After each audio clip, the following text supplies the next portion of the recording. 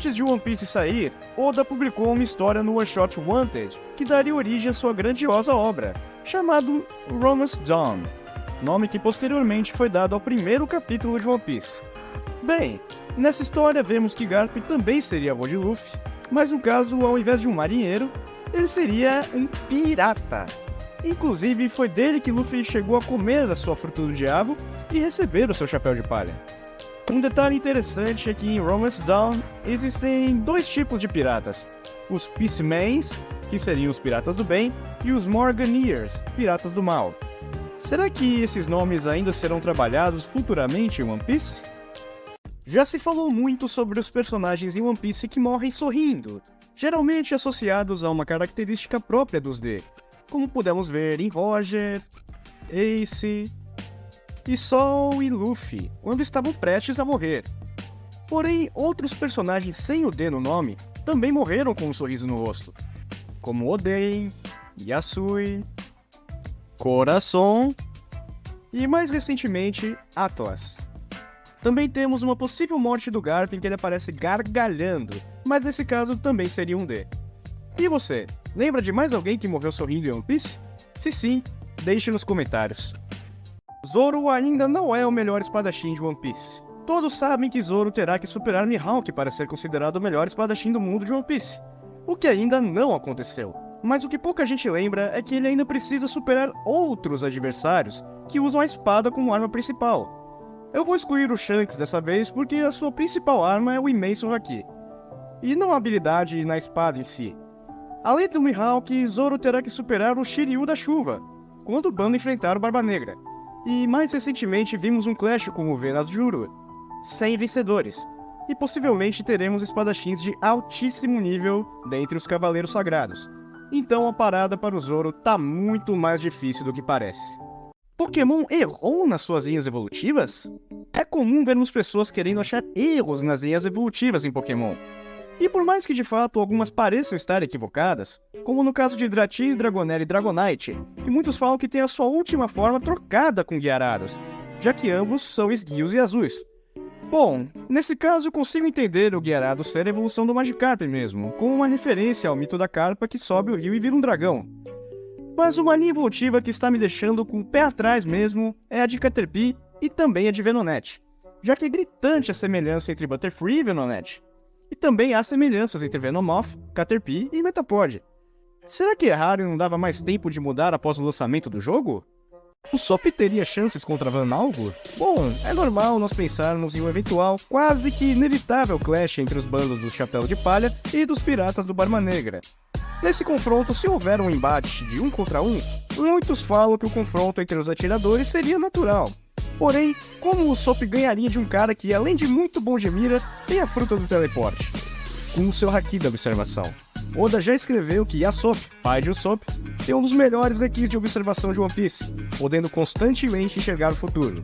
Não imagino outra maneira de Usopp vencer esse duelo, a não ser aprimorando essa habilidade a ponto de ver onde Van Algur vai se teletransportar e atirar nesse ponto ainda antes de o inimigo mudar de posição.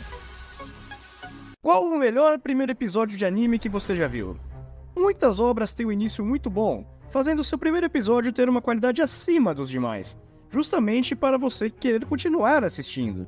Quando me fiz essa mesma pergunta do começo, acho que não tinha certeza até ter presenciado o primeiro episódio de The Promised Neverland. Pra quem não viu, recomendo muito assistir a primeira temporada, já que dizem que a segunda é bem ruinzinha, né? Mas a primeira é muito boa.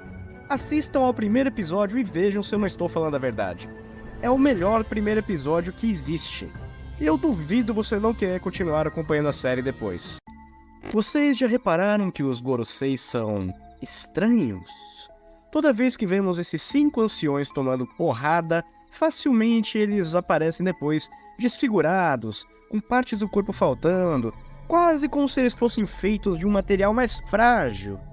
Kuma dá um soco, Saturno perde o braço, Atlas explode e Vênus tem parte da cabeça arrancada.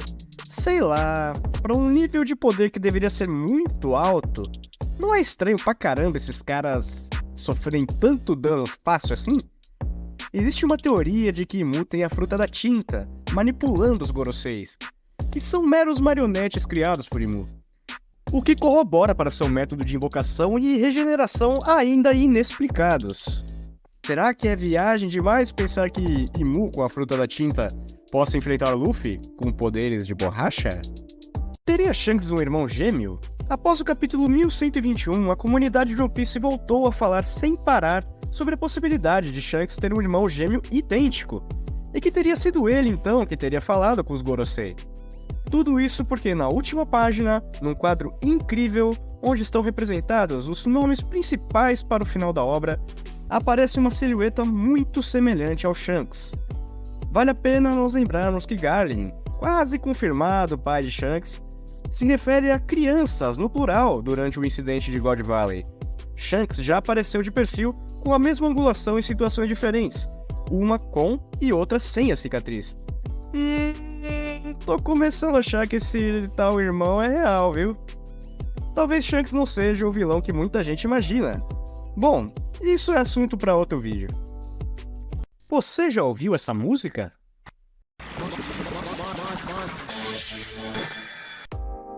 Se já, parabéns, você deve ser velho assim como eu. Para quem não faz ideia do que seja, apresento o anime de Monster Rancher. Um anime de uma franquia de videogames que iniciou na TV em 1999. E aqui no Brasil nós conseguíamos assistir pela Fox Kids, e depois pela finada TV Globinho.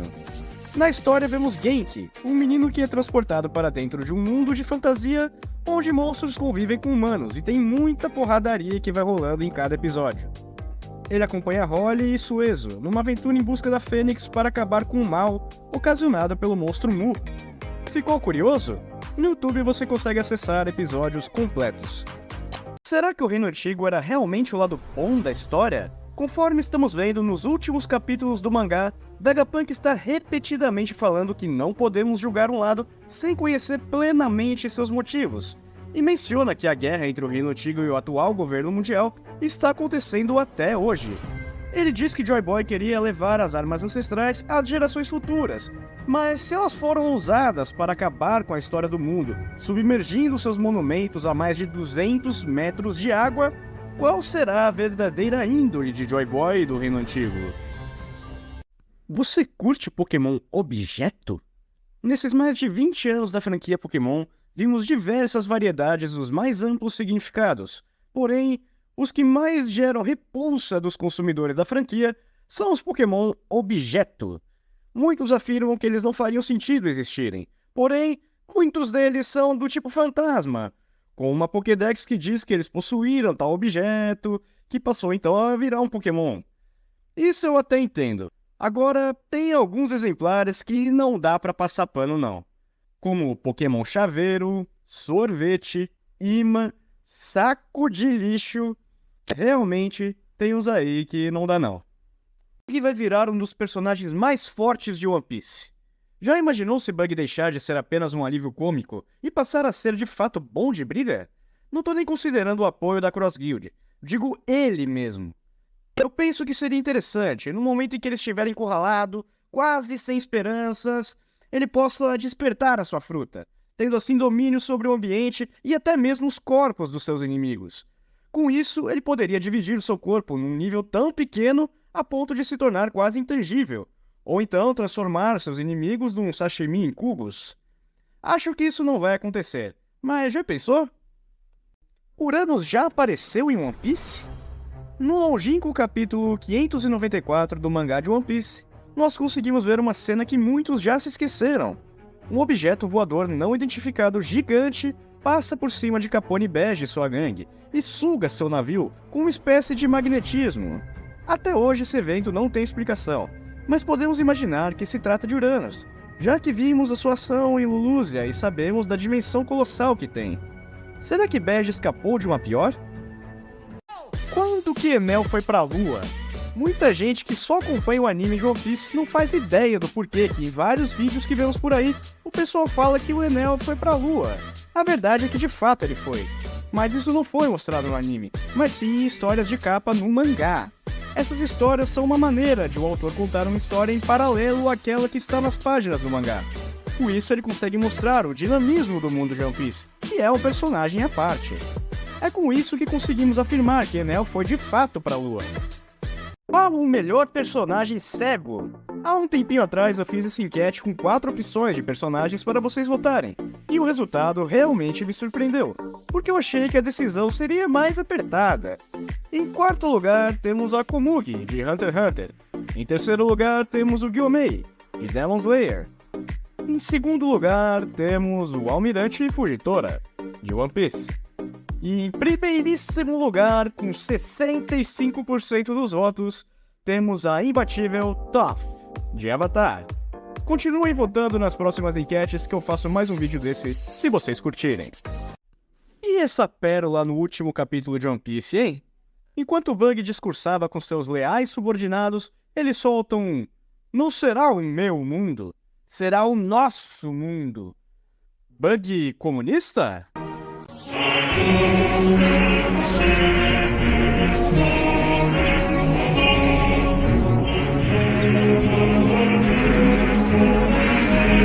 Depois do meu vídeo sobre Monster Rancher, acabei pesquisando sobre os animes que eu via na Fox Kids e me deparei com uma incrível lembrança: Medabots.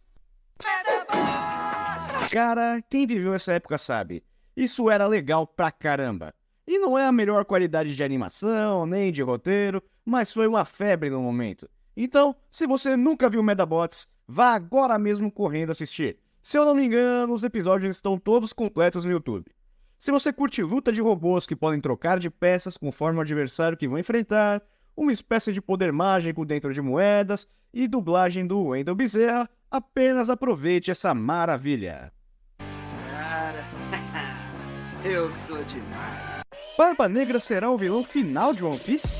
Quando Teach foi apresentado, vimos que ele era para ser uma antítese do Luffy, tendo os gostos trocados sobre o sabor da bebida e das tortas em Jaya, e uma ambição tão ousada quanto a de Luffy. Porém, com a apresentação de Mu, dos Gorosei e dos Cavaleiros Sagrados, ficamos com a pulga atrás da orelha. Quem será então o vilão final de One Piece? Top momentos aleatórios de One Piece que eu comemorei quando assisti. Em quinto lugar, temos um momento em que Sogeking queima a bandeira do governo mundial. Achei legal demais. Em quarto lugar, temos Luffy surgindo das águas com um tronco na mão e encarando de frente os 3 almirantes. PQP, que momento épico! Em terceiro lugar, temos o momento da revelação que o soldado era Kyrus. Nessa hora eu só fiquei: aê, pô... Em segundo lugar, temos quando Brook quebrou o quadro da Madre Carmel. Putz, esse momento foi demais assistindo. Em primeiríssimo lugar, temos quando Sanji consegue fugir de Holy Cake carregando Luffy. Ah, vá tomar banho, isso é bom demais. E aí, Shanks vilão? Essa questão já vem há anos sendo vinculada na comunidade de One Piece, com opiniões ferrenhas para ambos os lados. Acontece que, desde quando Shanks foi visto com os Gorosei, aquele ar de herói que vimos antes com o personagem foi ficando cada vez mais fraco, inclusive com novas aparições que nos levam a crer que de fato o Ruivo não seja lá a flor que se cheire mesmo. Porém, mais recentemente vimos no mangá que possivelmente Shanks possui um irmão, o que muda a nossa impressão do Ruivo, já que seu irmão é quem pode ter os laços com o Gorosei. Mas isso ainda é mera especulação. Se você só acompanha o One Piece pelo anime, saiba que muitas cenas originais do mangá foram censuradas para a versão audiovisual. Porém, nesse vídeo, o que eu vou abordar não é uma censura em relação ao mangá, mas sim uma em relação à própria versão japonesa do anime.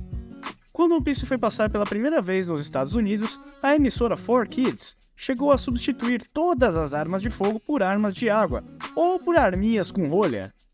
Fora que o cigarro de Sanji foi substituído por um pirulito, e vários episódios foram simplesmente cortados. Imagina agora que essa foi a primeira versão que chegou ao Brasil. Tenha santa paciência, hein? Revendo o Dragon Ball esse ano, eu me deparei com um momento que eu francamente não me lembrava, e me fez dar boas risadas quando vi. Quando os Saiyajins invadem a Terra, eles se referem a Piccolo como um Namekuseidin, e ele, em choque, descobre que não era um terráqueo. Porra, Piccolo, me ajuda a te ajudar, né, cara? Não. Ele é um Namekuseidin? Hã? Parece que sim. Namekuseidin? Piccolo! Não é possível, você também é um extraterrestre. Agora eu entendo. É verdade o que eles dizem, Sr. Piccolo. Eu sou um Namekusei-jin. Eu dei 4 opções e vocês votaram nos 4 personagens mais irritantes. Eis o resultado. Em quarto lugar ficou o personagem Hawk, de Nanatsu. Eu odeio esse porco, mas acho que vocês não. Em terceiro lugar ficou o Zenitsu, de Demon Slayer. Tá, ok. Em segundo lugar ficou Gil, de Dragon Ball GT. Personagem insuportável. Em primeiríssimo lugar, com a esmagadora maioria dos votos, ficou ninguém menos que Foxy, de One Piece. Se curtirem esse formato, eu farei com mais enquetes.